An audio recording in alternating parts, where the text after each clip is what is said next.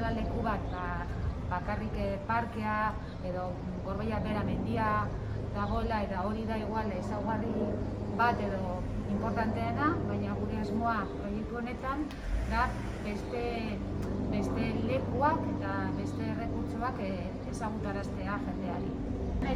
Bai, helburua da, ez da bakarrik hori turistentzat, kanpokoentzat, baizik eta bertakoek ere gure ondarea ezagutzeko.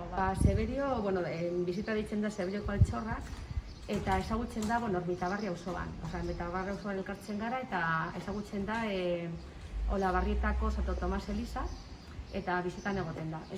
Undurragako bizitan ematen zaio buelta bat Undurragako urtegiari. Orduan giak apurtzu bet kontetan dauena da urtegiaren zergatia, garapena eta ondoan dauzen gauzak ere zergati dauzela hor, apurbet ere nahazten da natura eta ondarea. Erroten inguruan ere hitz egiten da bizita horretan.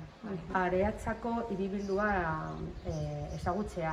Orduan da ordu bateko gutxi gora bera ibilbidea, hasten gara Bañoetxean, eta buelta bat ematen dugu herrian zehar. Eta ere da, kasu honetan batez ere, Areatzako ondarea ezagutzea. Hasi ziren uztailaren lehenengo asteburuan eta bukatuko dira urrian.